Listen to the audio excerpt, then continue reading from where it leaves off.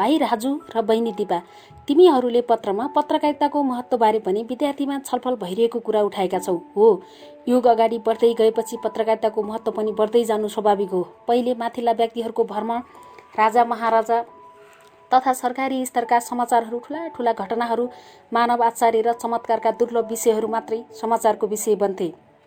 पत्रकारिताको विकास हुँदै गएपछि अहिले विज्ञान, प्रविधि, साहित्य, यात्रा, जाति जनजाति र तिनीहरूका रीतिरिवाज, चालचलन वा संस्कृति, कला, पशुपक्षी, कृषि, वन जङ्गल र औद्योगिक उत्पादन, व्यापारी गतिविधि, सहरदेखि गाउँ, राजधानीदेखि दुर्गम जिल्लासम्मका शिक्षा, स्वास्थ्य, प्रगति र विकास निर्माणका गतिविधि समेत समाचारका विषय बन्दै आए।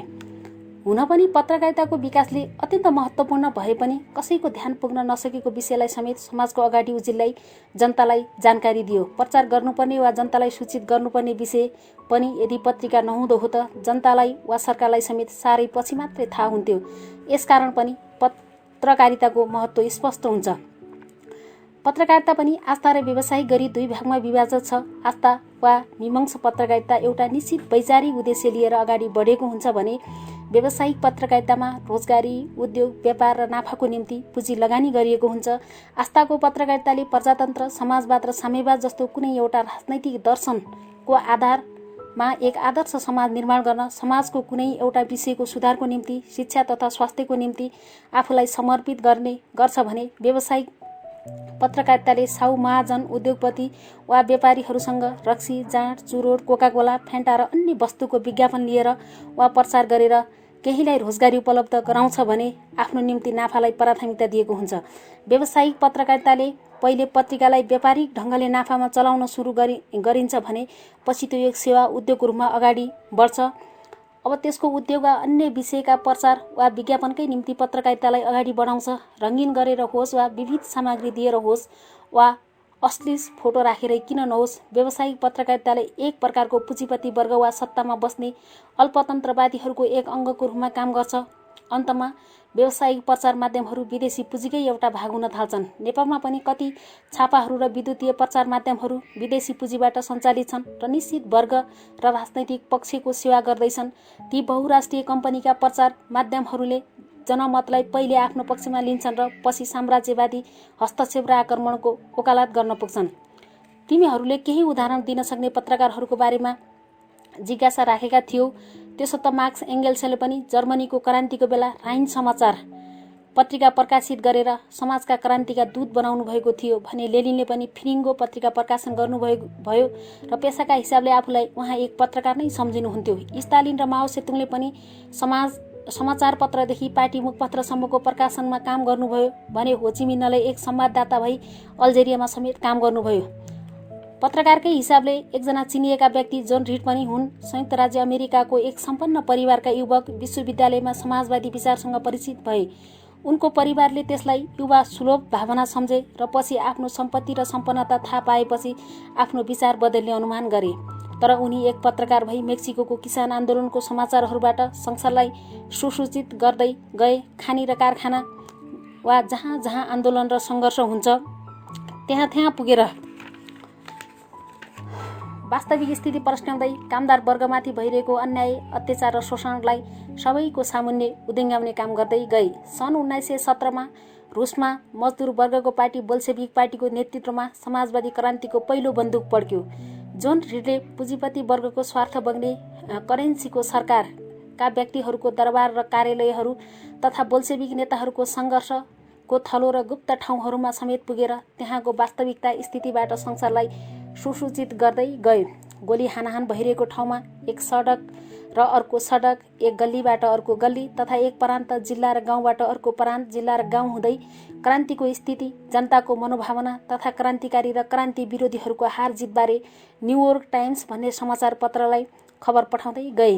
रुसी अक्टोबर क्रान्तिका ती सबै तल माथि नागी बेली बाटो, हारजित, रक्ताम्य सङ्घर्षबारे जोन रिडले प्राप्त सबै दस्तावेजहरू समाचारका कागजपत्रको अध्ययन गरेर संसारलाई हल्लाउने 10 दिन शीर्षकको पुस्तक लेखेर विश्वका जनतालाई त्यसबेला आँखाले देखेका घटनाहरूको वर्णनको रूपमा प्रस्तुत गरे। त्यो पुस्तक संसारको एउटा साह्रै महत्त्वपूर्ण पुस्तक बन्यो। पत्रकारिताको जगतमा नयाँ जाजल्यमान कीर्ति बन्यो। लेनिनले मन पराउनु हुने पुस्तकमध्ये त्यो एउटा थियो। यात्रा वर्णन उपन्यास र लघुकथा मात्रै पाठ्य सामग्री सम्झिने, युरोपमा र बाइबलपछि फ्रान्सेली क्रान्तिबारे मात्र बढी पढिने, संसारलाई हल्लाउने 10 दिन एउटा उत्कृष्ट र एउटा अत्यन्त महत्त्वपूर्ण पठनीय सामग्री बन्यो। अक्टोबर क्रान्तिले संसारलाई मात्रै होइन, साहित्य संसारमा पनि नयाँ क्रान्ति ल्यायो। त्यस्तै युवा अवस्थामै अमेरिकाको प्रवासमा रहेका पत्रकार विलियम राइसले अक्टोबर क्रान्ति नामक पुस्तक लेखेर बोल्सेविकहरूको मानवीय गुण, रुसी जनताको भावना, प्रतिक्रियावादी वर्गहरूको क्रान्ति विरोधी सबै जालसाजीहरूलाई उद्यङ्गाइदिए। बोल्सेविक क्रान्तिबारे राम्रा पुस्तकहरू वा रिपोर्टहरू त्यसबारे नलेखिएका भए संसारका जनताले धेरै पछि मात्रै रुसी समाजवादी क्रान्तिको वास्तविकता थाहा पाउँथे। एडगर स्नो पनि एकजना अमेरिकी पत्रकार थिए। चिनिया क्रान्तिको समयमा चिनिया जनतालाई आफ्ना नेताहरूको बारेमा पनि जानकारी भइसकेको थिएन। त्यस्तो बेला अनेक पहाड र नदी नाला पार गर्दै चिनिया कम्युनिस्ट पार्टीका नेताहरू अध्यक्ष माओ सेतुङ, चाउ एनलाई र अन्य नेताहरूसँग गुफामा गई भेटेर संसारलाई त्यसबारे जानकारी दिने व्यक्ति नै एडगर स्नो थिए। पहिले समाचारको रूपमा अमेरिकी समाचार पत्रमा दिएका रिपोर्टहरू र पछि चीनको आकाशमा रातो तारा भन्ने पुस्तक लेखेर संसारलाई चिनिया क्रान्तिको उद्देश्य उपाएर त्यसका अग्रदूतहरूबारे जानकारी दिने व्यक्ति पनि एडगर स्नो नै थिए। चीन जस्ता विशाल, विकट र रहस्यको देश क्रान्तिको स्पष्ट तस्बिर खिच्न पत्रकार र लेखकहरूको रूपमा स्नोले चीनबारे अनेक रचनाहरू दिएर चीनको आजको भविष्यको चित्र कोरेका थिए। उनको योगदानलाई चिनिया कम्युनिस्ट पार्टी, सरकार र चिनिया जनताले बिर्सेका छैनन्।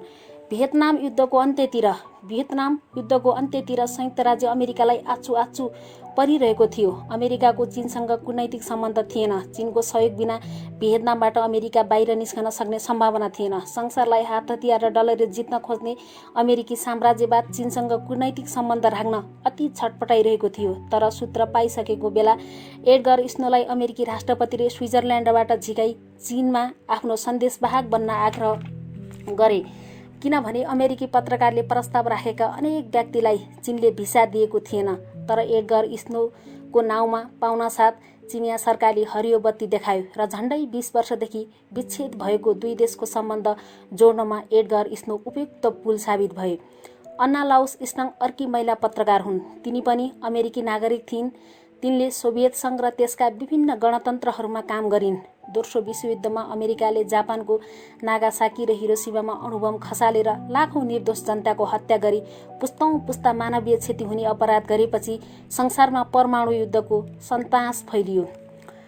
त्यस्तो अन्यलको समयमा अन्ना लाउस स्टङ चीनको विकट क्षेत्र एनानको गुफामा पुगी चिनिया जनताका महान नेता अध्यक्ष माओ सेतुङसँग आणविक अस्त्रले सुसज्जित अमेरिकाले चीनको क्रान्तिलाई पराजित गर्न सक्ने बारे जिज्ञासा राखिन्। माओ सेतुङले त्यसबेला भन्नुभयो, आणविक हतियार अवश्य पनि संहारक हतियार हो, तर त्यस्ता 1-2वटा हतियारले युद्धको निर्माण गर्न सक्दैन। अणुबम साम्राज्यवाद जस्तै कागजी बाघ हो, हेर्दा डरलाग्दो तर त्यसमाथि विजय पाउन नसकिने होइन। अमेरिकी साम्राज्यवाद र अणुबमबारे माओ सेतुङको त्यस व्याख्याबाट संसारले आशाको नयाँ प्रकाश प्राप्त गर्यो। समयले त्यो कुरा साबित पनि गर्यो र चिनिया क्रान्ति सफल पनि भयो। अन्ना लाउस स्टङ धेरै वर्ष चीनमै बसेर काम गरिन्। तिनले पेकिङको चिठी भन्ने धेरै खण्डको रचना लेखिन्। तिब्बतमा भूदास विद्रोह र चिनिया जनकम्युनको उत्थान जस्ता कृतिहरू पनि लेखिन्। त्यसमध्ये लाओसमा थैली र हिंसा भन्ने उनको रचना पनि महत्त्वपूर्ण कृति हो। यसरी आतंकित संसारलाई आशाको नयाँ उज्यालो किरण तथा सन्देश दिएर आश्वस्त पार्ने क्षमता एकजना पत्रकारले राख्दछ। साँच्चै भनौँ भने एउटा ठूलो आधुनिक हात हतियारको पल्टनलाई पत्रकारले एउटै समाचारले पराजित गर्छ के त्यसले पत्रकारिताको महत्त्वलाई दर्शाउँदैन? त्यति मात्र कहाँ हो र? हिन्द चीन अर्थात् भियतनाम, लाओस र कम्बोडिया तथा त्यहाँका जनता एवं ती देशहरूमा फ्रान्सेली उपनिवेशवादी थिचोमिचो, जापानी सैन्यवादको आक्रमण तथा पछिल्ला समयमा अमेरिकाको हस्तक्षेप र हमलाबारे संसारलाई साह्रै कम जानकारी थियो। तर उलब्रिज भन्ने एक पत्रकारको मेकोङ विद्रोह नामक पुस्तकले संसारलाई ती देशहरूको आँधी बेहेरीको जानकारी दियो। पछिल्लो भागमा अमेरिकी आक्रमण, थिचोमिचो र हस्तक्षेपको बारेमा विस्तृत रिपोर्टहरू उनले दिए। कम्बोडियाका राजा सिहानुकसँग कुराकानीबाट अमेरिकी केन्द्रीय गुप्तचर विभागसँग मेरो युद्ध जस्ता पुस्तक तथा लाओसका राजकुमारले देशको स्वतन्त्रताबारे खेलेको भूमिका र भियतनामी क्रान्तिका बारे लेखिएका पुस्तकहरूले संसारका पाठकहरूलाई नयाँ जानकारी दिए। वर्षौंसम्म महाविद्यालय र विश्वविद्यालयको अध्ययनमा नसमेटिएका अनेक विषयहरूमा एकजना पत्रकारले एउटा रिपोर्ट र एउटा पुस्तकले ठूलो जानकारी दिन्छ। यसरी एकजना पत्रकार एउटा ठूलो पल्टन र आधुनिक हात हतियार भन्दा शक्तिशाली देखा पर्छ। दुईवटा विशाल देशको सम्बन्ध जोड्न एकजना पत्रकारले ठूलो योगदान दिन्छ भने उनको ठूलो प्राज्ञिक सहयोग पनि दर्शाउँछ।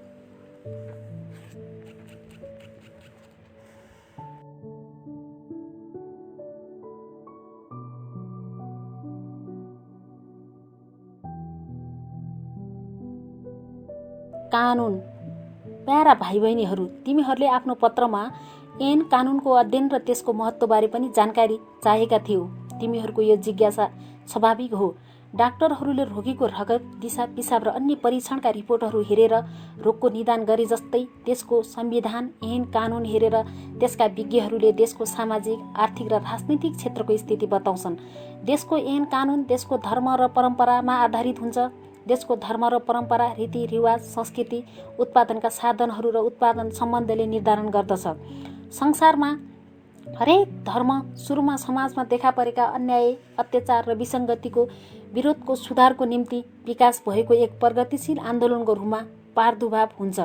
हिन्दू धर्ममा सबैको कल्याण र परोपकार, दिन दुखीको सेवाको कुरा उल्लेख छ भने दास युगमा देखा परेका अनेक स्थितिको विरोधमा हिंसा नगर्नु, चोरी नगर्नु, परस्त्रीमाथि आँखा नगाड्नु, कसैको चित्त नदुखाउनु भनी महावीर, वर्धमान र बुद्ध धर्मको विकास भएको थियो। त्यस्तै इस्लाम धर्ममा ब्याज लिनुलाई समेत पाप भनिएको छ र इसाई धर्ममा पनि दया, माया र परोपकारका कुरा उल्लेख छन्। तर पनि सत्तामा बस्ने र वर्ग र शासकहरूले धर्मको नाउँमा अन्याय, अत्याचार र शोषण गर्न लागेका हुन्।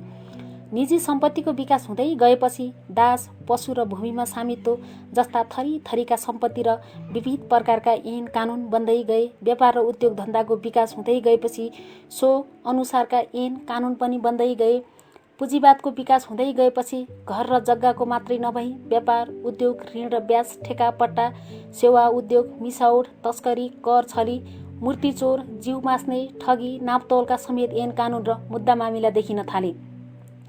त्यस्तै संविधानमा राजाको अधिकार बढ्ता हुनाले समाजका सामन्त वर्ग शक्तिशाली भएको देखाउँछ भने संवैधानिक राजतन्त्रको बन्दोबस्तले सामन्त वर्ग र पुँजीपति वर्गको मेल भयो भन्ने देखाउँछ। गणतन्त्रको बन्दोबस्तले समाजका सामन्त, राजा, महाराजा र जमिनदारहरूको भन्दा उद्योगपति, व्यापारी, बैंकपति, साहु महाजन तथा कालीगढहरूको शक्ति बढ्दै गएको देखाउँछ। यसरी ऐन कानुन र संविधानले देशको सामाजिक, आर्थिक र राजनैतिक स्थिति प्रष्ट पार्छ। नयाँ प्रजातन्त्रको संविधान अनुसार देशमा मजदुर, किसान र राष्ट्रिय पुँजीपति वर्गको मेलमा राज्य व्यवस्था टिकेको बताउँछ भने संविधान र ऐन कानुनमा निजी उद्योग धन्दाको अभाव, सामूहिक स्वामित्व र राजकीय स्वामित्वको प्राथमिकता, प्रभुत्व, काममामको प्रत्याभूति, व्यक्तित्व विकासमा समान अवसर, योग्यता अनुसारको काम र काम अनुसारको ज्याला, शोषणको विरोधमा अधिकार जस्ता कुरा उल्लेख छ भने त्यो समाज समाजवादी व्यवस्था हो र त्यहाँको शासन सत्ता कामदार वर्गको प्रभुत्व रहेको हुन्छ भन्ने कुरा प्रष्ट हुन्छ। यस व्याख्याले ऐन कानुन र संविधानलाई समाज र राज्य व्यवस्थाकै ढुकढुकी नाप्ने यन्त्र भनेमा फरक पर्दैन।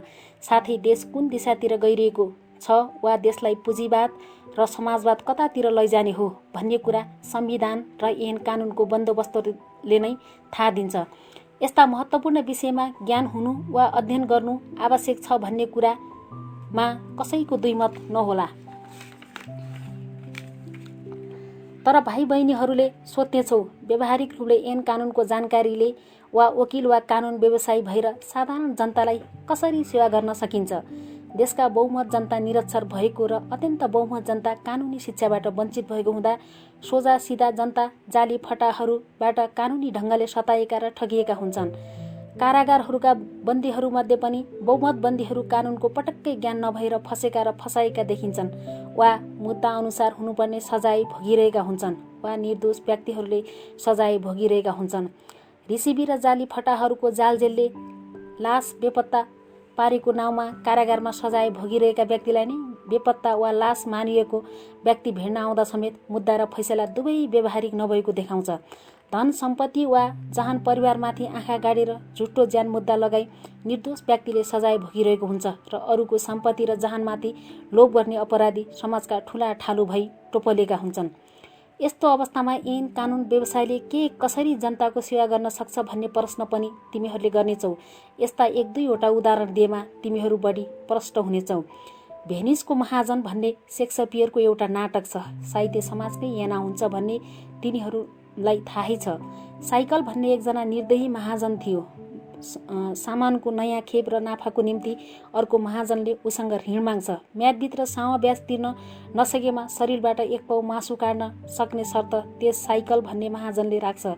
ऋणीको महाजनको शर्त मान्छ र संयोगले उसले जहाज दुर्घटना भई भागाभित्र ऋण तिर्न सक्दैन र उसको शरीरबाट एक पाउन्ड मासु काट्ने स्थिति तयार हुन्छ।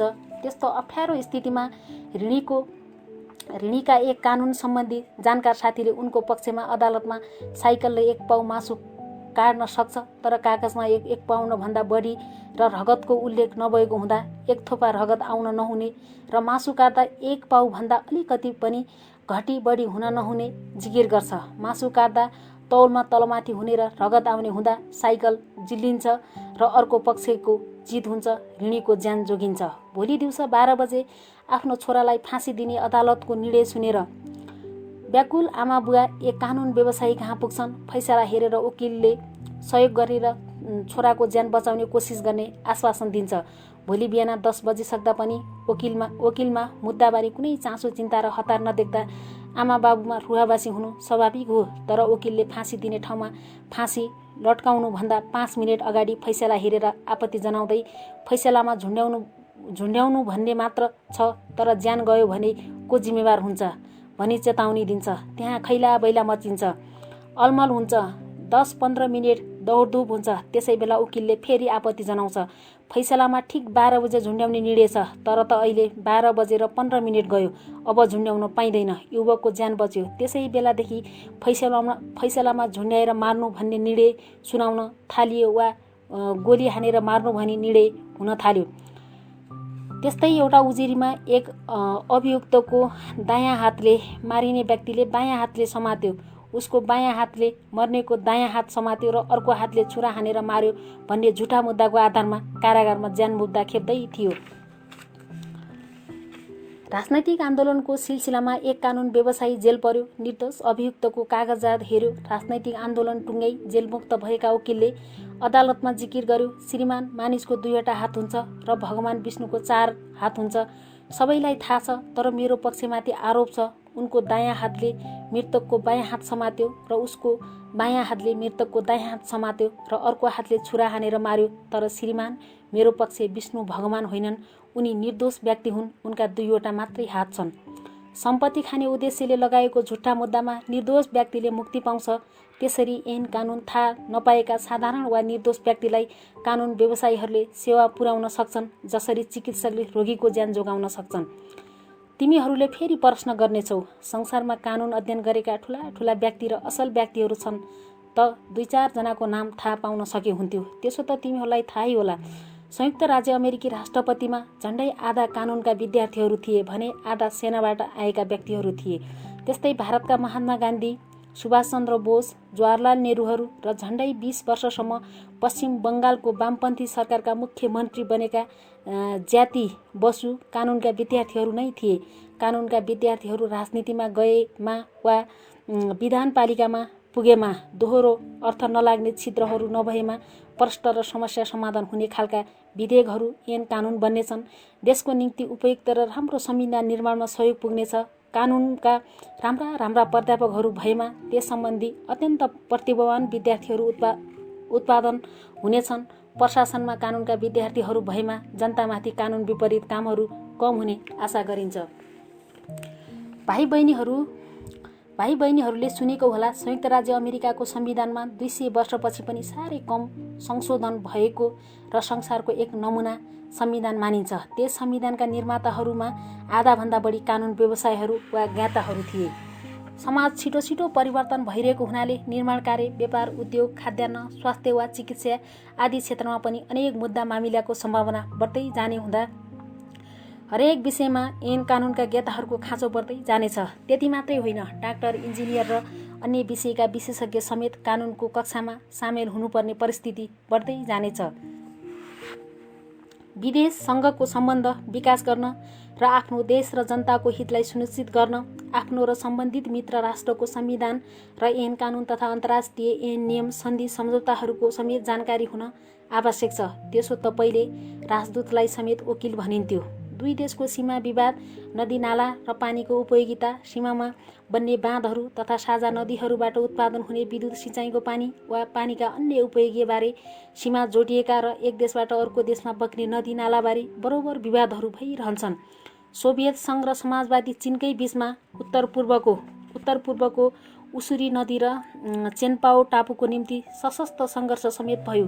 त्यस्तै भारत र बङ्गलादेशको बीचमा गङ्गा नदीको पानीको उपयोगको मात्राबारे मात्रै होइन, भारतकै नर्मदा, कृष्णा र काभेरी नदीका पानीको उपयोगमा भारतकै प्रान्तहरूबीच विवाद हुने गर्छ। भारतसँग कोशी र गण्डक नदीको नेपालसँगको सम्झौतामा नेपाल ठगिएको वा अन्तर्राष्ट्रिय सम्झौताहरू अनुसार असमान सन्धि भएको टनकपुर सन्धि पनि नेपालको पानी र भूमिको हक मिचिएको, देशको राष्ट्रिय पुँजीवादी पार्टीहरूले आँखा चिम्लेर भारतसँग महाकाली सन्धि गरेर नेपालको लिम्पियाधुरा र कालापानीको हजारौं हेक्टर जग्गा अनिर्णयको स्थितिमा पुगेको, भारतले एकतर्फी लक्ष्मणपुर बाँध, रसियाल खुर्दलोटन बाँध, कोइला बाँस आदि बाँधहरू नेपालसँग सहमति नलिई बनाउनु हुने थिएन। भारतले अनेक अन्तर्राष्ट्रिय सन्धि सम्झौता र ऐन नियमलाई मिचेर काम गरेको छ। तर सरकारमा बस्ने मन्त्रीहरू, खास गरेर सीमा, जलस्रोत र परराष्ट्र मन्त्रालयका जिम्मेवार व्यक्तिहरू कानुनका विद्यार्थी नहुनाले वा देशभक्त नहुँदा नेपालको आफ्नो भूमि र अधिकार गुमाउँदैछ। यसकारण जीवनको हरेक क्षेत्रमा ऐन कानुनको महत्त्व बढ्दै गएको हुँदा कानुनका विद्यार्थीहरू र ज्ञाताहरूको आवश्यकता बढ्दै जानेबारे कुनै शङ्का छैन।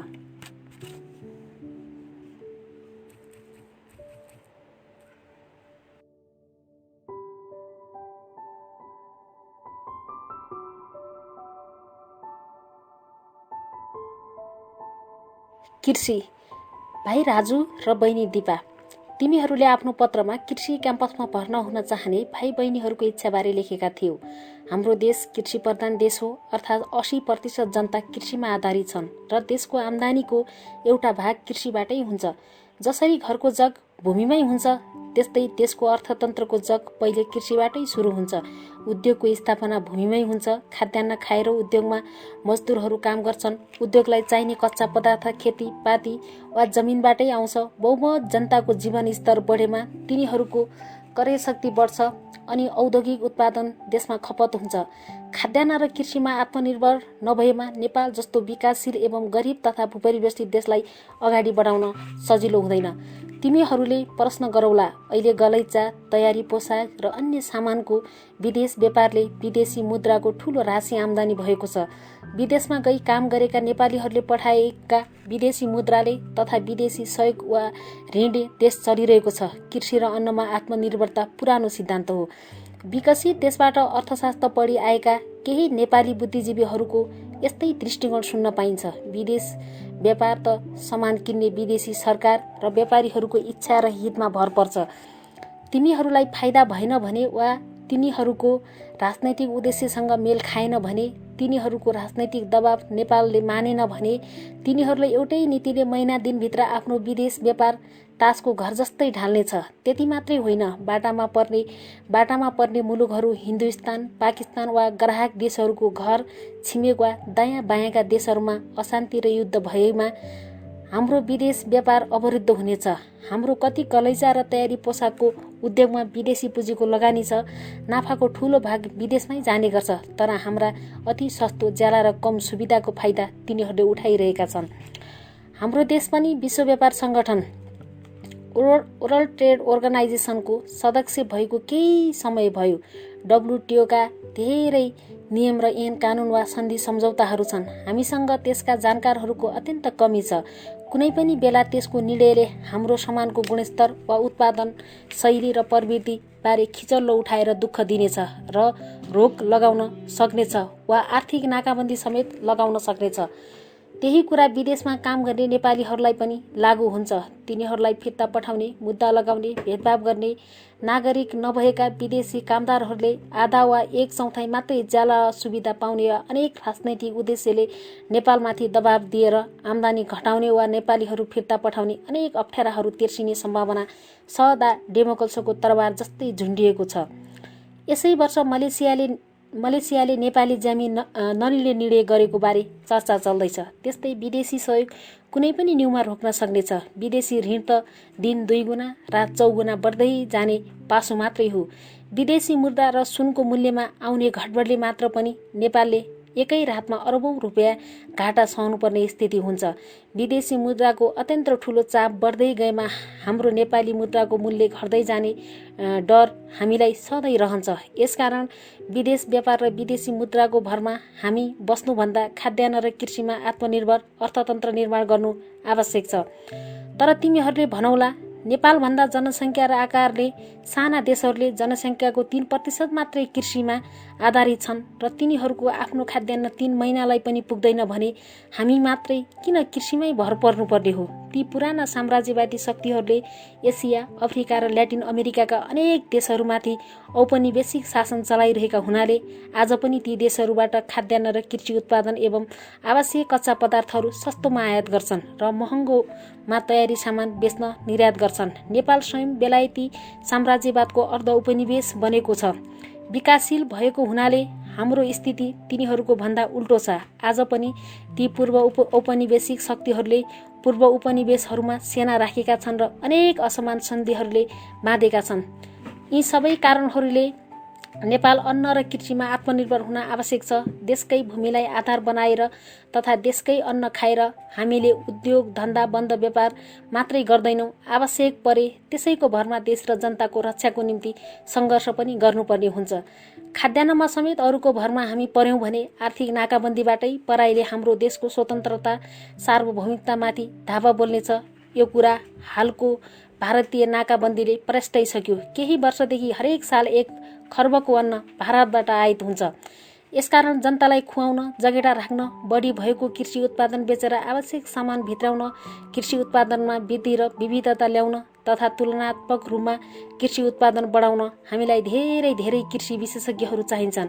विभिन्न जिल्ला, दुर्गम क्षेत्र, हिमाल, पहाड, तराई र खोजहरूको हावा, पानी र माटो अनुसार कृषि उत्पादन विविधता ल्याउन र उत्पादन वृद्धि गर्न कृषिमा विभिन्न खालका विशेषज्ञहरू हामीलाई आवश्यक छ। यसकारण हाम्रा भाइ बहिनीहरूले कृषि विशेषज्ञ र कृषि प्राविधिक बन्न कृषि अध्ययन संस्थाहरूमा वा क्याम्पसहरूमा अध्ययन गर्नु आवश्यक छ। चीनको क्रान्ति पछि हरेक चिनिया युवाहरूले कृषि विशेषज्ञ र कृषि प्राविधिक बन्ने इच्छा राख्थे। पर्ज कोरियाका गाउँको हरेक सहकारी संस्था कृषि कलेज जस्तै छन् भने क्युबामा कम्युनिस्ट पार्टी र राष्ट्रपति क्यास्ट्रो र पूर्व नेताको ध्यान उखु खेती, चिनी, सुर्ती, सिगार जस्ता उत्पादनहरूमा रहेको छ।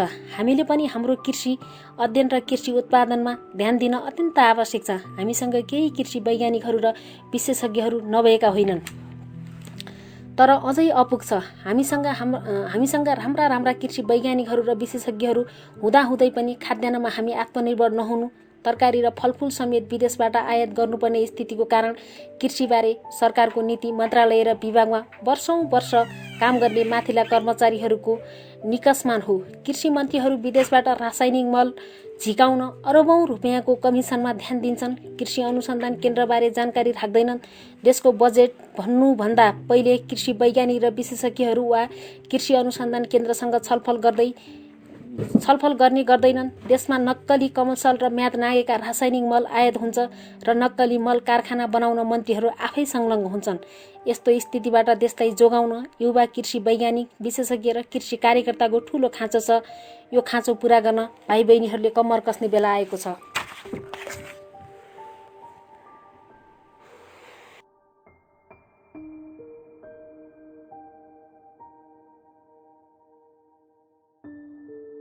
पर्यटन।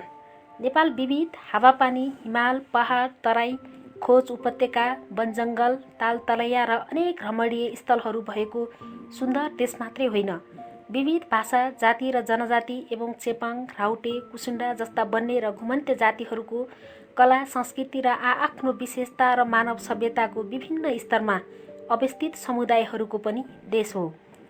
त्यस्तै विभिन्न धर्म र विश्वासको विकास भएका र विविध धर्मका आस्था राख्ने जनताको देश हो। 5औं युगदेखि 21औं शताब्दीसम्मका विकासका चरणहरूको स्थितिको जानकारी प्राप्त गर्न सके अनेकौं उत्खनन क्षेत्रहरू भएको देश पनि हो।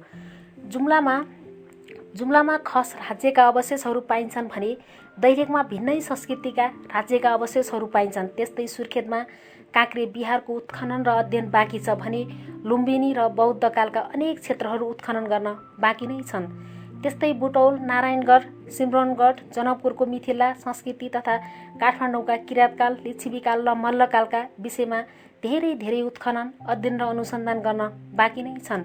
त्यस्तै पूर्वी नेपालमा महाभारतका किंवदन्तीहरू मात्रै होइनन्, राई, लिम्बू, धिमाल र राजवंशीहरूको भाषा, रीतिरिवाज, कला संस्कृति, अध्ययन र अनुसन्धानका धेरै फाँटहरू खाली छन्।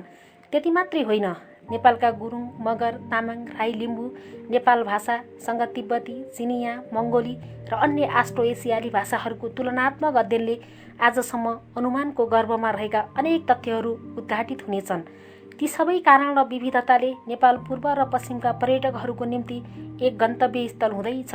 पर्यटन उद्योग नेपालको निम्ति अत्यन्त राम्रो र सम्भावनाको क्षेत्र भएको हुँदा नयाँ पुस्ताको निम्ति होटल व्यवसाय, यात्रा र पर्यटनको अध्ययनको निम्ति एउटा ठूलो फाँट नै खुल्ला छ। होटल व्यवसायको निम्ति व्यागशास्त्र, बन्दोबस्त, सूचना, प्रविधि, यात्रा बन्दोबस्त आदि विषयका प्रविधिहरू र ज्ञाताहरू आवश्यक छ। त्यस्तै युरोपका पर्यटकहरूको सेवाको निम्ति अङ्ग्रेजी, जर्मनी, फ्रान्सेली र अरू भाषाका राम्रा देशवासीहरू पनि आवश्यक छन्। त्यस्तै चीन र भारत जस्ता विशाल देशहरूका लाखौं पर्यटकहरूको निम्ति चिनिया भाषा, भारतका विभिन्न प्रान्तका भाषा जानकारहरू हामीसँग हुनु अति आवश्यक छ।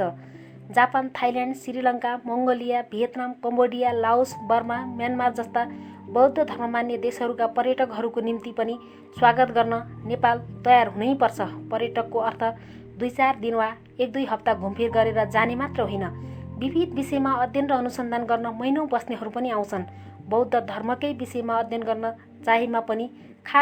चाहेमा पनि पाली भाषाका ज्ञाताहरू पर्यटन उद्योग व्यवसायहरूसँग हुन आवश्यक छ। त्यस्तै अरू विषय र भाषाका जानकारहरूको पनि त्यत्तिकै खाँचो छ। ती पर्यटकहरूको मनोरञ्जनका निम्ति विभिन्न जाति र भाषाभाषीका नाचगानलाई संरक्षण र सम्बन्धन गर्नु त्यत्तिकै खाँचो छ भने त्यसबारे विदेशी भाषाका वैज्ञानिक ढङ्गको व्याख्या गर्ने पुस्तिकाहरूको निम्ति लेखकहरूको पनि त्यत्तिकै आवश्यकताको अनुभव हुन्छ।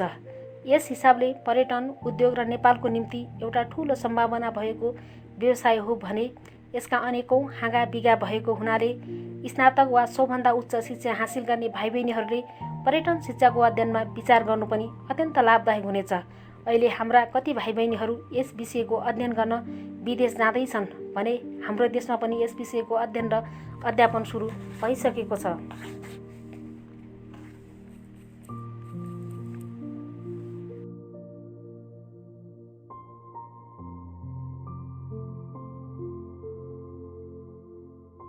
भूगर्भशास्त्र। भाइ राजु र बहिनी दिपा, तिमीहरूले भूगर्भशास्त्रको अध्ययन गर्ने विद्यार्थीहरूको विषयमा पनि सोधेका थियौ। त्यसबारे पनि केही बताउन चाहन्छु। त्यसबारे चाक बढ्नु, जानकारी राख्न खोज्नु र अध्ययन गर्नु उत्तम कुरा हो। तिमीहरूलाई थाहै छ नेपालका विभिन्न ठाउँमा अनेक प्रकारका चट्टान र खनिजहरू भेटाएका छन् भने अझै पनि कति ठाउँको बारे पत्ता लगाउन बाँकी नै छ। हाम्रा केही भूगर्भविद र खनिज क्षेत्रका ज्ञाताहरूले यसबारे नेपालमा शून्यबाटै सुरु गर्नुपर्ने बताउँछन्। हाम्रो चुरे पहाडको पूर्वदेखि पश्चिमसम्म चुनढुङ्गा खानीहरू छन्। ती चुनढुङ्गाका पहाडहरू ढुङ्गा नभई सुन हुन् भनी ती ज्ञाताहरू बताउँछन्। ती चुनढुङ्गा खाली किरा मार्न छर्ने औषधि, पानका मसलाको रूपमा प्रयोग गर्ने वा घरको लिपपोत गर्ने रङ मात्र होइनन्, डाक्टरी औषधिमा पनि चुनकै प्रयोग हुन्छ। सालाखाला ती चक्कीहरूमा 80% चुन हुन्छ भने 20% अन्य औषधि वा रासायनिक वस्तु हुन्छ। वर्षको अरबौं रुपैयाँ हाम्रो चुनढुङ्गा केही लाख वा केही करोड रुपैयाँ शुल्क तिरेर भारत लगिन्छ र अरबौं रुपैयाँको त्यही औषधि नेपालले किन्छ। त्यति मात्रै होइन, चुनढुङ्गाको कपडा बन्छ। चुनढुङ्गामा अरू रासायनिक वस्तुहरू मिलाएर कपास जस्तो नरम र चिप्लो वस्तु बनाइन्छ। त्यसैलाई धागो र कपडा बनाउँछन्। उत्तर कोरियामा चुनढुङ्गाको दामी लुगा साह्रै प्रचलित छ। त्यस्तै चुन ढुङ्गाले इट्टा बनाउनुहुन्छ। अहिले काठमाडौँ उपत्यकामा माटोको इट्टा बनाउँदा एकातिर 100 वर्षमा बन्ने उर्वर माटो नाश हुँदैछ भने अर्कोतिर कोइलाको धुवाँको प्रदूषणले मानिसको स्वास्थ्य, वनस्पति र वातावरणलाई दूषित पार्दैछ। चुन ढुङ्गालाई इट्टा बनाउने प्रविधिको विकास गरेमा हाम्रो उर्वरा माटो क्षति हुँदैन, अन्न उब्जने खेत मासिन्न र प्रदूषण हुँदैन। चुनलाई इट्टाको साँचोमा ढालेर मोमो र एमरी जस्तै केही मिनेट बफाउँदा इट्टा बन्छ। प्रदूषण 2-4% मात्रै हुन्छ। चुनको इट्टामा किला ठोक्न हुन्छ र काठ जस्तै करौतीले काट्न सकिन्छ। त्यसलाई भनेको जस्तो आकार र रङमा उत्पादन गर्न सकिन्छ। विशेषज्ञहरूका भनाइअनुसार गिरिस र रोमको सभ्यताका भवनहरू चुनढुङ्गाकै हुन् र त्यसका अवशेषहरू आज पनि बाँकी छन्। त्यस्तै खरी ढुङ्गा केही लाख रुपियाँ राजस्व तिरेर चरीकोटबाट करोडौँ र अरबौँ रुपियाँको खरी भारत पुर्याइँदैछ। त्यही खरी ढुङ्गाकै एक बट्टा एक सानो सिसीको पाउडर र क्रिम जस्ता सामान भारतबाट ल्याई करोडौँ करोड रुपियाँ नेपालबाटै लैजान्छन्। खरी अन्य ठुल्ठुला कारखानाका भट्टीहरू र अन्य वस्तुमा पनि प्रयोग हुन्छ। सिङ्गमर्मरबारे सबैलाई थाहै छ। गोदावरीको सिङ्गमर्मर खानी पनि विदेशीकै हातमा छ। 2-3 वटा ढुङ्गाको त यस्तो महत्त्व र मूल्यको अनुमान गर्दछौँ भने नेपालमा सुन, चाँदी, हिरा, जवाहरत र अनेक मणिका तथा अन्य धातुहरू पनि छन्। ती सबैको बारेमा जान्ने व्यक्तिहरूको साह्रै कमी छ। साथै अझै पत्ता लगाउनुपर्ने ठाउँहरू धेरै छन्। त्यत्तिकै परिमाणमा भूगर्भविदहरूको खाँचो पनि छ। जानकारहरूको अभावमा एकातिर माल पाएर के गर्नु, चाल पाए पो भन्ने उखान जस्तै हामी नेपालीहरूले अप्ठ्यारो भोगिरहेका छौँ भने त्यसबारेका जानकारहरूको अभावमा सरकारको ध्यान गइरहेको छैन। त्यसो त राणाकालमा समेत खनिजहरू भेटाएको र उपयोग गरेकै कारण कति ठाउँको नाम नै सिसाखानी र सुनखानी दिएको छ। तामाखानी र यन्त्रतन्त्र भएका सबैलाई थाहा छन्। देशको हरेक जिल्ला र क्षेत्रमा भूगर्भ वैज्ञानिकको खाँचो छ। भूगर्भ शास्त्रका पनि केही हाँगाबिगाहरू छन्। तीमध्ये चट्टानहरूको स्वरूप, त्यसमा आउने परिवर्तन, नक्सा आदि विषयको निर्माण सम्बन्धी भूगोलशास्त्रले अध्ययन गराउँछ भने पृथ्वीको अध्ययन र भूकम्प, ज्वालामुखी, खोला नाला, मरुभूमि तथा पृथ्वीको आन्तरिक र बाह्य स्वरूपको विस्तृत अध्ययन भौतिक भूगर्भशास्त्रले गराउँछ। त्यस्तै खनिज विज्ञानले के कस्ता खनिज वा पत्थरहरू कसरी बन्छन्, कहाँ पाइन्छन् र ती खनिजहरूको उपयोगबारे जानकारी दिन्छ। हिरा, जवाहरत, मणि, माणिक र पन्ना, सुन, चाँदी आदि सबै यही हाँगामा अध्ययन हुन्छ। देश विकासका लागि आवश्यक जलविद्युत, सुरुङ मार्ग आदि निर्माणका लागि भौगोलिक रूपमा उपयुक्त स्थानको अध्ययन अनुसन्धान गर्ने विषय इन्जिनियरिङ जियोलोजीको महत्त्व आजभोलि अझ बढ्दो छ। भूगर्भशास्त्रको अर्को हाँगा जीवाश्म विज्ञान हो। यस विज्ञानमा जीवावशेषहरूको अध्ययन हुन्छ भने ऐतिहासिक भूगर्भ विज्ञानमा पृथ्वीको भौगोलिक इतिहास, पृथ्वीको उत्पत्ति, हिमाल, पहाड आदि उत्पत्तिको अध्ययन गराउँछन्। यी बाहेक भूगर्भ विज्ञानका अन्य हाँगाबिगा पनि छन्। बडो चाखलाग्दो र रमाइलो कुरा के हो भने नेपालको विस्तृत भौगोलिक अध्ययन गर्ने वैज्ञानिक स्विजरल्यान्डका नागरिक टोनी हेगन थिए। सम्भवतः नेपालमा यससँग सम्बन्धित विषयमा देशको व्यापक अध्ययन गर्ने पहिलो व्यक्ति पनि उनी नै हुन्। उनले नेपालमा नेपाल नामक एक अत्यन्त महत्त्वपूर्ण पुस्तक पनि लेखे। मनाङ र मुस्ताङको क्षेत्रमा शालिग्राम प्राप्त गर्दा उनी दङ्ग भए। किनभने शालिग्राम समुद्रमा मात्रै पाइने वस्तु हो। यसको अर्थ नेपालमा एक युगमा समुद्रको भाग हुनुपर्छ भन्ने अनुमान छ। यसकारण देशका विकास र सम्पन्नताको निम्ति हामीले खनिज वस्तुलाई उपयोग गर्न सक्दछौँ। त्यसको जानकारी पाउन हाम्रा भाइ बहिनीहरूले भूगर्भशास्त्रको अध्ययन गर्नु आवश्यक छ। विषय पनि विज्ञानकै फाँटमा आउँछ। म आशा गर्छु भाइ बहिनीहरूले अरू गुरु र प्राध्यापकहरूसँग पनि सोधपुछ गरी जानकारी हासिल गर्नेछौ।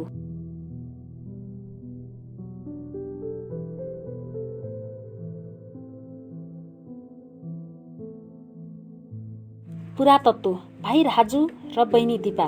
विद्यालयहरू, महाविद्यालयहरू विद्यार्थीहरूबाटै मार्गनिर्देशनका कार्यक्रमहरूको विषयमा तिमीहरूले लेखेका पत्रहरू पुरातत्व, चित्रकला वा ललित कला, वन विज्ञान, सूचना प्रविधि, नर्सिङ, विकृति विज्ञान आदि विषयमा पनि कुरा उठाएका छौ। ती विषयहरूमध्ये पुरातत्व विषय अध्ययन गर्ने व्यक्तिहरू एकातिर साह्रै कम छन् भने केहीले अध्ययन गरे पनि गहिराईमा जानुभन्दा संस्कृति मन्त्रालय अन्तर्गतको पुरातत्व विभाग स्मारक संरक्षण तथा दरबार हेरचाह अड्डा र केही सङ्ग्रहालयमा हाकिम हुने वा काम पाउने उद्देश्यले मात्र पढ्ने गर्छन्। त्यस क्षेत्रका केही हाकिमहरू मर्मत सम्हार संरक्षण कार्य तथा निर्माण कार्यक्रममा भ्रष्टाचार गरेर साह्रै बदनाम भएको हुँदा हाम्रा मानिसहरू पुरातत्व विभाग र त्यस सम्बन्धी कार्यालय भन्नासाथै नाक खुम्च्याउँछन्। केही मानिसहरू पुरातत्व विभागलाई पुराना मूर्तिहरू विदेश पठाउन सिफारिस गर्ने भन्सार विभाग समेत भन्छन्। त्यस्तै संयुक्त राष्ट्रसङ्घीय शैक्षिक विज्ञान र सांस्कृतिक सङ्गठनलाई छली खानेहरू गिरोह नै पुरातत्व विभाग हो भनेर आरोप पनि लगाउँछन्। सम्भवतः ती आरोपहरू सत्य नहोलान्, किनभने 2-4 जना खराब मानिस जहाँ पनि हुन्छन् त्यसमा पुरातत्व विभाग पनि अपवाद होइन। त्यसो त भक्तपुर नगरपालिकाले 55 झ्याले दरबार जीर्णोद्धारबारे तयार पारेको अध्ययन प्रतिवेदनको नाममा युनेस्कोबाट पठाएको हजारौं डलर कसले खायो भनी नगरपालिकाले बरोबर प्रश्न गर्दैछ। तर युनेस्को र पुरातत्व विभाग महन्छ। त्यस्तै निर्वाचित नगरपालिका रहेसम्म पुरातत्व विभाग 55 झ्याले दरबार जीर्णोद्धार गर्न र पुरानै शैलीमा ल्याउन तयार भएन। त्यो पनि रहस्यकै विषय हो। यी त भए पुरातत्व विभागका अँध्यारा पक्ष, तर हाम्रो विषय पुरातत्व विज्ञानको उज्यालो पक्षको हो। तिमीहरूले भने जस्तै पारदर्शिताको प्रश्न निश्चय पनि एउटा समस्याका रूपमा सहकारी कार्यालयहरूमा छ। यो अर्कै विषय हो, तर देशका विभिन्न क्षेत्रमा नेपाली सभ्यता र इतिहासबारे उत्खनन गर्नुपर्ने र अनुसन्धान गर्नुपर्ने विषय धेरै छन्। त्यसको निम्ति श्रम शक्तिको कमी अनुभव गरिँदैछ। टाढा किन जानु पर्यो? राजधानीकै काठमाडौँ, पाटन र भक्तपुरलाई नै एल र खोपी वा खोपो भनिन्छ। यी कुन भाषाका नामहरू हुन्? तिनको अर्थ के हो? ती ठाउँका किराँतकाल र लिच्छविकालका सबै स्मारकहरू जानकारीमा आइरहेका छैनन् वा उत्खनन गर्न बाँकी नै छ। सारमा माटोमा पुरिएका पुराना वस्तुहरूको आधारमा प्राचीन इतिहासको विषयमा अध्ययन गर्ने शास्त्र नै पुरातत्व विज्ञान हो भनिन्छ। काठमाडौँको बलम्बु गाविस किराँत राजा बलम्बले स्थापना गरेका हुन् र काठमाडौँ पनि पहिला किराँती राजा यलम्बरले निर्माण गरेका हुन्। यस्ता अनेकौं स्थल र स्थानबारे वर्षौंसम्म अध्ययन गर्न सयौं हजारौं विशेषज्ञ र जानकारहरू आवश्यक छन्।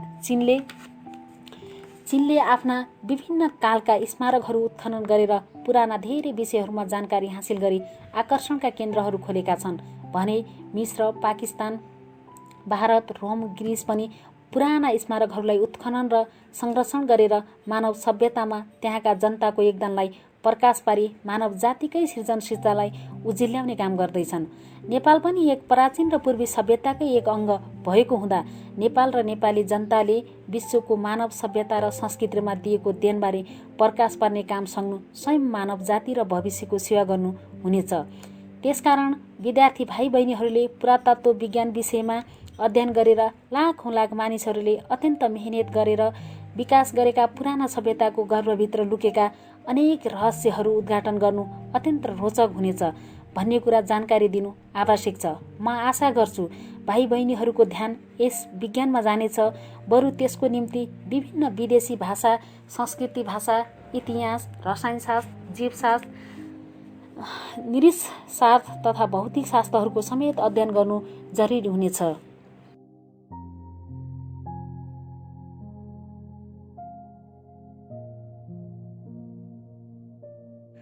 मूर्तिकला र चित्रकला। मूर्तिकला र चित्रकला बारे नेपाल संसारका गनिएका देश मध्ये पर्दछ। भित्ते चित्र र पौवा कलाले आज पनि कलाप्रेमीहरूलाई उत्साह प्रदान गरिरहेको छ। चित्रकला र मूर्तिकला नै प्राचीन समाजका मानिसहरूका जीवनका अनेक क्रियाकलापहरूलाई सुसूचित गर्ने माध्यम बनेका छन्। पहिलेका मानिसहरूको गतिविधि र सम्पूर्ण समाजकै प्रतिबिम्ब भित्ते चित्र र गुफाहरूमा कुदिएका चित्रहरूले बताउँदैछन्। त्यस्तै त्यस बेलाका सौन्दर्य, शिव र जानकारीलाई मूर्तिमा कुदेर आजसम्म मानव जातिलाई अमूल्य निधि र सम्पदा प्रदान गर्दैछ। कति मूर्ति र चित्रहरूले प्रतीकको काम गरेर सबै युगका मानिसहरूको मन र मस्तिष्कलाई सदा उर्वर बनाइरहेकै छ। एउटा चित्र र एउटा मूर्तिले पनि त्यस युगको विषयमा धेरै लामा सूचना र कथाहरू बताउँछन्। मानिस जसरी पुच्छर नभएको बाँदरको सिलसिला हो भनी जीव वैज्ञानिकहरू र मानवशास्त्रीहरू बताउँछन्, त्यस्तै आजको उत्कृष्ट चित्रकला र मूर्तिकलामा प्राचीन शिव र शैलीको प्रकट र अप्रकट रूपमा प्रभावहरू परिरहेका हुन्छन्। नेपालको चित्रकला र मूर्तिकलाको पनि आफ्नै परम्परा र विशेषता छन्। त्यसबारे देश र विदेशका अनेक कलाकारहरू चिन्तन, मनन र अभ्यासमा लागेका छन्। भौतिक प्रगतिमा समाज जतिसुकै अगाडि बढे पनि मन र मस्तिष्कलाई आनन्द प्रदान गर्न र मनलाई खुसी पार्न मानिस कलाकै शरणमा पर्दछन्। वास्तुकला पनि नेपाल र नेपाली जनताले उत्कृष्ट प्राप्त गरेको क्षेत्र हो। आज त्यस विषयलाई इन्जिनियरिङको एक हाँगोका रूपमा विकास गरिँदैछ। हाम्रा सुन्दर मठ मन्दिरहरू हाम्रै प्राचीन वास्तुकलाका नमुना हुन्। 100औं वर्षपछि पनि आजसम्म ती धरोहरहरूले हामीलाई प्रेरणा प्रदान गर्दैछन्।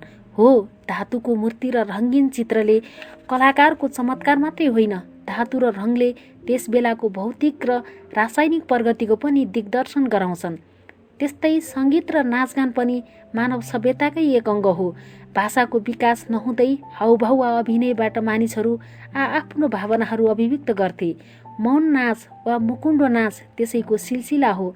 देवी नाच, महाकाली नाच, भैरव नाच वा नवदुर्गा नाच त्यसका उदाहरण हुन् भने रुसको ब्यालेट र चीनको पेकिङ अपेरा प्राचीन नाचकै विकसित र सांस्कृतिक रूपहरू हुन्। त्यस्तै शास्त्रीय नाचहरूले आज विविधता प्राप्त गरेका छन्। त्यसको प्राचीन रूप र आधुनिक स्थितिलाई अध्ययन गरेर भविष्यमा एउटा सुन्दर र स्वस्थ नृत्य सिर्जना पनि गरिन्छ।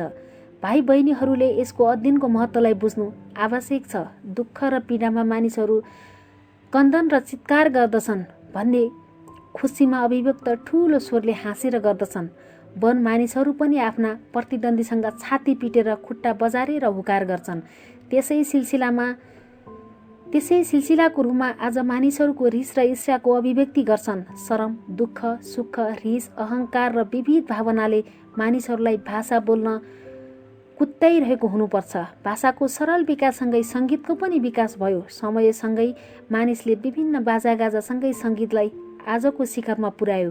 रूप, रङ्ग र भाषा जसरी फरक छ त्यसरी नै बाजागाजा, नाचगान पनि देश र महादेश, जात र जनजाति अनुसार फरक फरक छन्। यो नै त्यस क्षेत्रको सम्पन्नता हो। समाजमा दयालु, मायालु, उदार, कन्जुस, सज्जन, रिसा, दुष्ट, गुनिला र बैगुनी मित्र र दृष्टहरू हुन्छन्। भाषाको अभिव्यक्ति आउनुभन्दा पहिले रङ र आकारले नाचमा तिनीहरूको प्रतीकको निर्माण भयो। ठाउँ र समाज अनुसार सेतोले राम्रो, हरियोले गुनिलो, रातोले रिसा, पहेँलोले दयालु, कालोले दुर्जन जस्तै विभिन्न रङले गुणका प्रतीक र रङ त्यस्ता सभ्य, हँसिला र डरलाग्दो मुकुण्डले फरक फरक अभिव्यक्तिहरू दिन्छन्।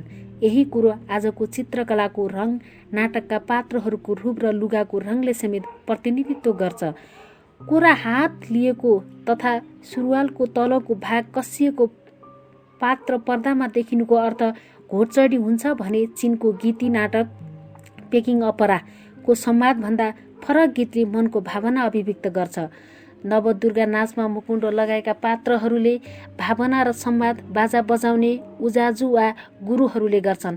त्यस्तै यस्ता मानवीय जीवनलाई लयात्मक ढङ्गले विश्लेषण गर्न र नयाँ युगको अभिव्यक्ति दिन चित्रकला, मूर्तिकला, नाचगान, बाजागाजा र अध्ययन गर्नु पनि अत्यन्त रोचक हुन्छ। देश विदेशका विद्यार्थीहरू पनि बिस्तारै ती विषयहरू नेपालमा अध्ययन गर्न आउँदैछन्। काठमाडौँ विश्वविद्यालयको सङ्गीत कक्षा छ भने त्रिभुवन विश्वविद्यालयको ललित कला कक्षा पहिलेदेखि नै चालु छ। तर ललित कला महाविद्यालय सरकारको आँखामा परेको छैन। समाजको परिवर्तन र क्रान्तिमा समेत नाचगान, सांस्कृतिक कार्यक्रम, चित्रकला र मूर्तिकलाले ठुलो योगदान पुर्याएको हुन्छ। संसारका मजदुरहरू र कम्युनिस्टहरूलाई एक सूत्रमा बाँध्ने युजे पोटरको अन्तर्राष्ट्रिय गीत यसको उदाहरण हो भने आन्दोलनका चित्रकलाहरूले सारा जनमानसको ध्यान आकर्षित गर्छ र त्यस अभियानमा सहभागी हुन प्रेरित गर्छ।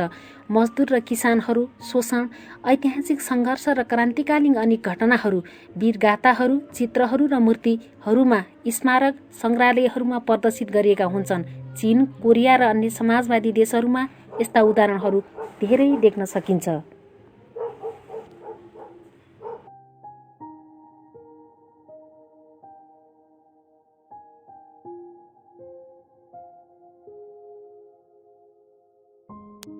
साहित्य आँखाले हेरेर बुझ्ने र कानले सुनेर बुझ्ने माथिका कलाका विधाहरू भए भने साहित्यिक फाँडमा कविता, कथा, उपन्यास, नाटक, निबन्ध आदि विधा वा हाँगाबिगाले अरू विस्तृत रूपले मनछुने ढङ्गले बयान गर्छ। भाषाको सम्पन्नता साहित्यले गर्छ र सम्पन्न साहित्यले देशको परिवर्तनको बिगुल बजाउँछ। जुन भाषाको साहित्यमा समसामयिक चिन्तनबारे अगुवाई गरेको देखिन्छ ती देशमा युगान्तकारी परिवर्तनको अगुवाई भएको देखा पर्छ। सम्पन्न अङ्ग्रेजी भाषाको दार्शनिक र राजनैतिक साहित्यले संसारमा सबभन्दा पहिले बेलायती पुँजीवादी क्रान्ति तथा अमेरिकी स्वतन्त्रताको बिगुल फुक्यो। त्यस्तै सम्पन्न फ्रान्सेली साहित्यकै कारण युरोपलाई उथल पुथल पार्ने फ्रान्सेली राज्य क्रान्तिको प्रादुर्भाव भयो। रुसी साहित्यकै कारण संसारलाई हल्लाउने समाजवादी क्रान्ति रुसबाटै सुरु भयो भने एसियालाई नै जगाउने चीनको मुक्ति युद्धमा प्राचीन सम्पन्न चिनिया साहित्यले योगदान गर्यो। यसकारण भाइ बहिनीहरूले विभिन्न भाषा र साहित्य अध्ययनमा लाग्न साथीहरूलाई उत्साहित गर्नु मनासिब होला।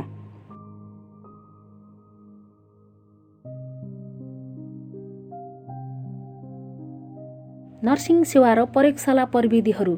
आजभोलि संयुक्त परिवार पूर्ण रूपले नटुटिसकेको र नयाँ युगल परिवारले आकार लिन नसकेको सङ्क्रमणको बेला घर घरमा ज्येष्ठ नागरिकहरू 60-65 वर्ष नागेका बाबुआमा र हजुरबुवा हजुरआमाहरूको हेरचाहको अभावमा दिनभरि भोकभोकै रहन्छन् भने कोही कोही समय समयमा कोल्टे फेर्न लगाउने सेविकाहरूको अभावमा जिउभरि घाउ लिएर पीडा भोगिरहेका छन्।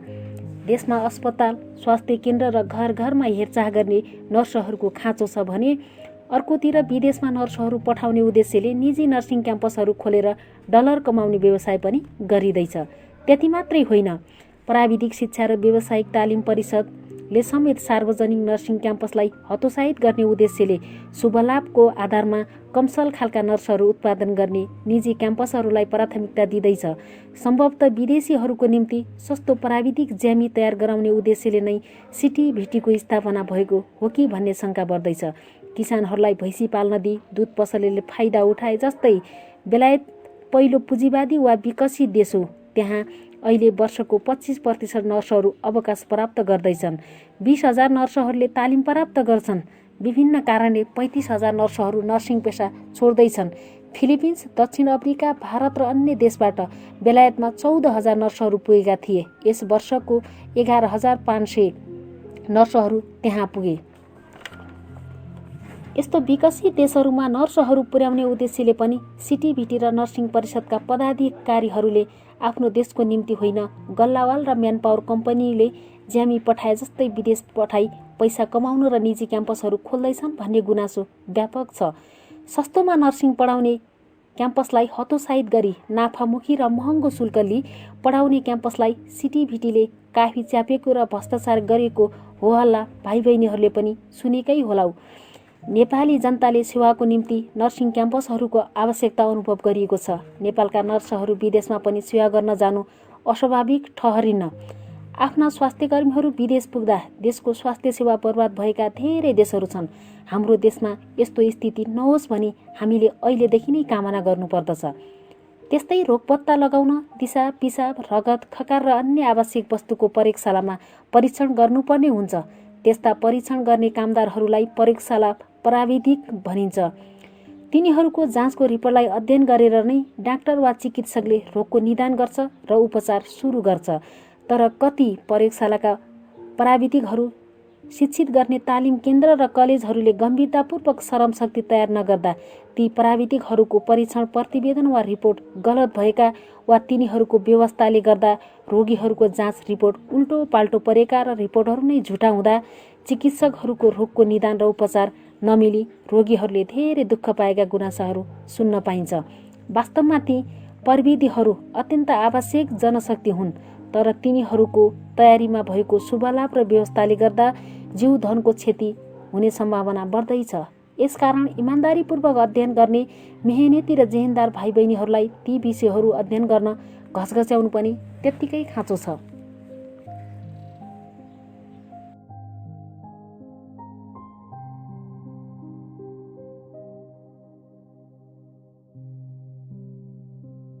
वन विज्ञान।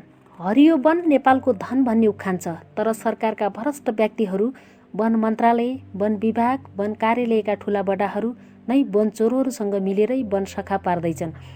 कुनै कुनै मन्त्री त वन हेर्ने वस्तु होइन, सम्पत्ति भनेपछि काटेर बेचिन्छ र राजस्व बढ्छ भन्ने तर्क प्रस्तुत गर्छन्। एउटा सिसौको रुख ठुलो हुन 100-200 वर्ष लाग्छ। एकचोटि ती रुख काटेपछि ती ठाउँहरू बन्जर बन्छन्। वर्षाले सबै माटो बगाएर देश मरुभूमिको स्थितिमा पुग्छ। एउटा रुख काट्नुभन्दा पहिले 100वटा रुख रोप्ने नियम बनाएमा मात्र देशमा हरियाली रहिरहन्छ। हरियो वन नेपालको धन भन्ने उखान साँचो रहन्छ। नत्र देशको वातावरण बिग्रन्छ, गर्मी बढेर खडेरी पर्छ। काठपात विदेशबाट झिकाउँदा देशको धनराशि विदेश जान्छ र देशमा अनेक दुष्परिमाणहरू देश र जनताले भोग्नुपर्ने स्थिति आउँछ। यसकारण भाइ बहिनीहरूले वन विज्ञान 2 अर्थले पढ्नु आवश्यक छ। पहिलो, प्राविधिक रूपले वनबारे राम्रो अध्ययन गरी वनको विकास सक्रिय रहन। दोस्रो, वन मन्त्रालय र विभाग, प्राविधिक र कार्यालयहरू, कर्मचारीहरू समेत काठका चोर, व्यापारी वा तस्करहरूसँग मिलेर वन विनाशको विरोधमा लड्न।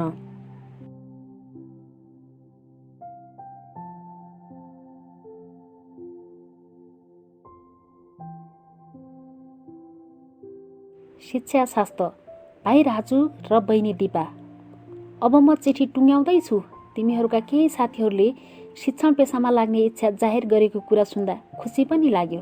पैसा कमाउन र डलर कुम्ल्याउन आफ्नो देश, आमा बाबु, नाता गोता, भाइ बहिनी र साथीहरू छोडेर संयुक्त राज्य अमेरिका वा विदेशमा गएर त्यही आफू विसर्जित हुने मनसाय लिएकाहरूको बिगबिगी भएको बेला घुस खान नपर्ने 21औं शताब्दीको नयाँ समाज निर्माण गर्न योग्य र असल नागरिक बनाउने पवित्र कार्यमा योगदान दिने तथा एक सम्मानित पेसा रोज्ने उद्देश्यले शिक्षाशास्त्र अध्ययन गर्ने इच्छा गर्नु असाध्यै राम्रो तथा सकारात्मक छ। तर भाइ बहिनीहरूलाई थाहै होला, शिक्षा पहिलो जस्तो दान दिने र उपकार गर्ने विषय मात्र नभई पुँजीवादी व्यवस्थाको विकासपछि एक सेवा उद्योगको रूपमा विकास हुँदैछ। जसरी गलैँचा, तयारी पोसाक, दुध, दही, मिठाई, जुत्ता, सिमेन्ट, इस्पात, स्टिल, इट्टा, चाउचाउ, साबुन, श्रृङ्गारका साधन, खानेपानी, विद्युत आदिमा पुँजी लगानी गरे जस्तै शिक्षा, स्वास्थ्य, हरेक विषयमा सल्लाह र सेवा बेच्ने काममा पनि पुँजी लगानी हुँदैछ। शिशुशाला, बालोद्यान, विद्यालय, महाविद्यालय, विश्वविद्यालय, निजी अस्पताल, नर्सिङ होम र क्लिनिकहरू निर्माण, कन्सल्टेन्सी कार्यालय, कानुनी सेवा कार्यालय, श्रृङ्गार साधन सेवा, नाउ पसल, हुलाक सेवा, मोबाइल सेवा, केबल नेटवर्क आदि सेवामा, उद्योगमा पनि पुँजी लगानी गरिँदैछ। शिक्षा र स्वास्थ्य, खानेपानी, यातायात, सञ्चार जस्ता विषय निजी हुनुहुन्न भन्ने आवाज संसारको सबैभन्दा पुरानो पुँजीवादी देश बेलायत र अन्य युरोपेली देशहरूमा उठ्दैछन्। तर पुँजीवादी शोषण र भूमण्डलीकरण र निजीकरणको प्रभावमा शिक्षा आफै पनि किनबेचको वस्तु र सेवा भइरहेको बेलामा पनि अनुचित लाभ नउठाउने भावनाबाट प्रेरित भई असल र योग्य नागरिक तयार गर्ने मनसाय प्रशंसनीय छ। समाजमा शिक्षकको महत्त्व खेतीका लागि बिउको महत्त्व रहे जत्तिकै छ। आदर्श शिक्षक र प्राध्यापकहरू बिना आदर्श समाज असम्भव छ। असल र योग्य शिक्षक नभई राम्रो र असल विद्यार्थीहरूको आशा गर्न गाह्रो छ। विषयवस्तुमा दखल भएका विद्यार्थीहरू तयार गर्न गाह्रो छैन, बरु इमान्दार र असल मानिस तयार पार्न गाह्रो छ। पैसा खाई उत्तीर्ण गराउने शिक्षक, राम्रो नम्बरमा उत्तीर्ण हुने विद्यार्थीहरूलाई असफल बनाउने, नक्कली प्रमाणपत्र भिडाउने, कमजोर विद्यार्थीलाई माथिल्लो श्रेणीको प्रमाणपत्र दिने, पढाउँदै नपढाइ वा हप्ताको 1 कक्षा पनि नलिई तलब सोर्ने शिक्षक, शोध कार्यमा अध्ययनरत विद्यार्थीहरूलाई महिनौँ दौडाउने, सार्वजनिक महाविद्यालयमा कक्षा नलिई निजी महाविद्यालयमा नियमित कक्षा लिने शिक्षक तथा कक्षामा जानु अगाडि नै रक्सी खाएर ढलिमली गर्ने, विदेश जाने मौकाको निम्ति गुटबन्दी र चाकरी चुकटी गर्ने जस्ता शिक्षकहरूको गन्जागोलको स्थितिमा वा शिक्षक बन्नु गरिबी निम्त्याउने र झ्याउ सम्झने परिवेशमा एक कर्तव्यनिष्ठ शिक्षक बन्ने प्रबल इच्छा नैतिक रूपले रक्षात्मक स्थितिमा पुगेको शिक्षा क्षेत्रकै निम्ति आशालाग्दो किरण हो। एकजना विद्यार्थीको आदर्श शिक्षक बन्ने धोकोलाई 1% फेर्न सकेको खण्डमा देशमा 3 लाख भन्दा बढी कर्तव्यनिष्ठ शिक्षकहरू नेपाली जनताले पाउनेछन्। 3 लाख शिक्षकहरूको लाखौं लाख कर्तव्यनिष्ठ र देशभक्त विद्यार्थीहरू तयार पार्ने बारे शङ्का गर्न सकिन्न।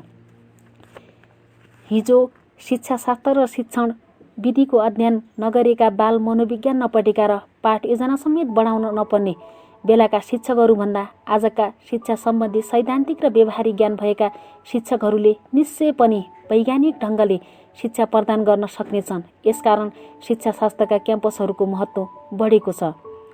तिमीहरूलाई थाहै छ देशको स्वतन्त्रता र मुक्ति अनि विकासका समय शिक्षकहरूको ठूलो योगदान छ। अमेरिकी स्वतन्त्रता आन्दोलनको बेला शिक्षकहरू कक्षामा पुग्न साथै विद्यार्थीहरू उठ्थे। शिक्षकले बेलायती साम्राज्यवाद भन्दा विद्यार्थीहरूले मुर्दाबाद भन्ने नारा लगाउँथे। भियतनामको अमेरिकी आक्रमण विरोधी सङ्घर्षको बेला शिक्षकहरूले गुफा जस्ता विद्यालयहरूमा समेत अमेरिकी आक्रमण हवाईजहाजहरूलाई गोली हानी खसाल्ने ज्ञानहरू दिन्थे। विभिन्न देशका नेताहरूले भन्थे देशको स्वतन्त्रताको आधार शिक्षकहरू हुन्। चिनिया जनताका महान नेता माओ सेतुङ पनि शिक्षण विषयका स्नातक हुनुहुन्थ्यो भने उहाँ आफूलाई एक शिक्षक नै सम्झनुहुन्थ्यो। यसकारण भाइ बहिनीहरूका साथीहरूको शिक्षा क्याम्पसका अध्ययन गर्ने इच्छा साह्रै सकारात्मक लाग्यो र मलाई आशा छ ती भाइ बहिनीहरू शिक्षक भएर 10 देखि 4 बजेसम्म विद्यालयमा बिताउने वा कहिले जाला घाम भन्ने दृष्टिकोण नराखी हरेक छात्र छात्रालाई आफ्नै भाइ बहिनी सम्झी पाठ्यपुस्तकका पाठ्यहरू बाहेक सदाचार र देश तथा जनताको निस्वार्थ रूपले सेवा गर्ने भावनाबाट प्रेरित गर्नेछन्। त्यस्तै आज सूचना प्रविधि पनि दिन 2 गुणा रात 4 गुणा बढ्दैछ, तर हरेक कुराको एउटा सीमा अवश्य छ। थप नयाँ नयाँ विषयका कक्षाहरू पनि देखा पर्दैछन्। भाइ बहिनीहरूले जुनसुकै विषय अध्ययन गरे पनि पहिले विषयवस्तुको राम्ररी जानकारी, अध्ययन संस्थानको स्थिति र त्यस विषयका ज्ञाताको कर्तव्यबारे सचेत हुनै पर्छ। मनमा राखौँ, हामी जुनसुकै विषय अध्ययन गरे पनि विदेशीको ज्यामी हुन होइन, आफ्नै देश र जनताको हितमा काम गर्छौँ भन्ने भावनाले अध्ययन गर्नु उपयुक्त हुन्छ। म आशा गर्छु भाइ बहिनीहरूले त्यही भावनाबाट आफ्नो उच्च शिक्षा हासिल गर्नेछौ र पूर्ण सफलता पनि पाउनेछौ। भविष्य तिमीहरूकै हातमा छ। माया गर्ने दाजु, किरण नेपाली।